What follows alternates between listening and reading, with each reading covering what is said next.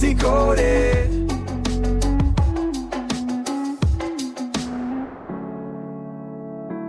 Welcome everyone to Book Decoded.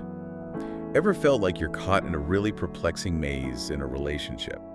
Where nothing makes sense and you find yourself constantly questioning your own reality. Oh, absolutely. That feeling of disorientation is, well, it's unfortunately quite common in certain dynamics. Well, today we're diving into a book that tackles this head-on. Richard Banks' The Narcissist's Hall of Mirrors. It covers navigating narcissistic relationships, manipulation, gaslighting, the whole complex picture. It's a really insightful read. Yeah, and our mission here is to sort of act as your compass. We want to pull out the key insights so you can quickly grasp these dynamics and, importantly, find strategies for healing and self-love. A path forward, which is crucial. Exactly. And to start us off, I was thinking about this Oscar Wilde quote. Selfishness is not living as one wishes to live. It is asking others to live as one wishes to live. That really hits the nail on the head, doesn't it? It connects straight back to the origins of the term narcissism itself. The old Greek myth of Narcissus, the guy who fell in love with his own reflection and just couldn't look away. Right, the ultimate self-obsession. Yeah. But the book makes it clear it's more complex than just vanity today, right? Oh, definitely. That ancient story is a starting point, but the modern understanding sees it less as simple vanity and more like a complex defense mechanism. There's often a very fragile ego underneath, constantly needing outside validation. It creates this kind of distorted reality. A distorted reality. Yeah. Both for them and the people around them. That seems key. Exactly. The book mentions that, a healthy dose of self-esteem is good, essential even, but too much. It warps things. Does it link that to, say, modern life, social media, all that self-promotion? Feels a bit like a hall of mirrors sometimes. It really does make that connection. The environment we're in can sort of amplify these tendencies, almost inadvertently. There's another quote from Anthony T. Hanks that captures it. A true narcissist loves the image of himself more than himself.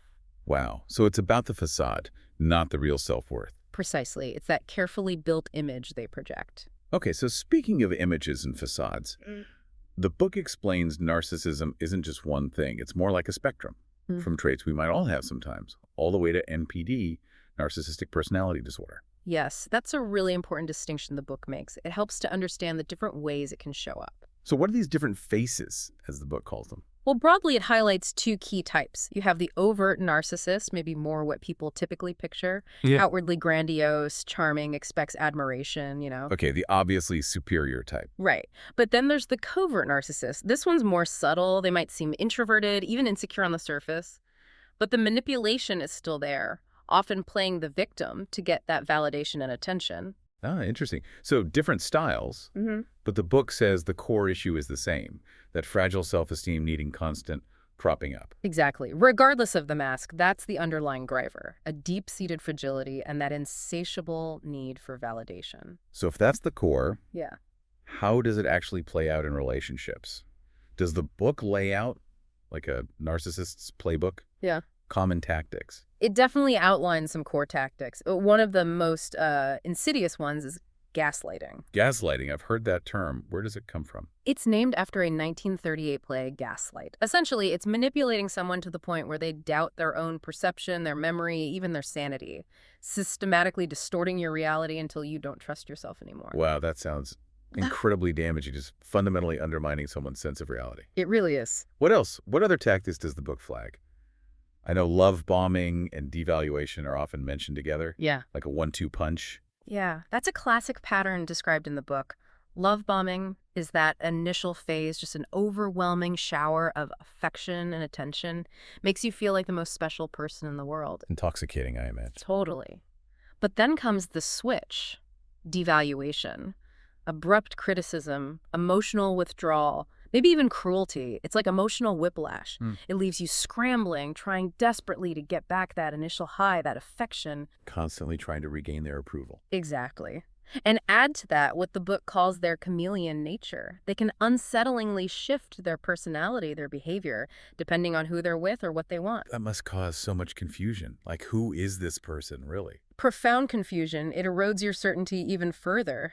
Maybe some of these patterns ring a bell for listeners in their own experiences, or maybe someone they know. It's easy to see how you'd end up feeling completely drained and lost. Yeah.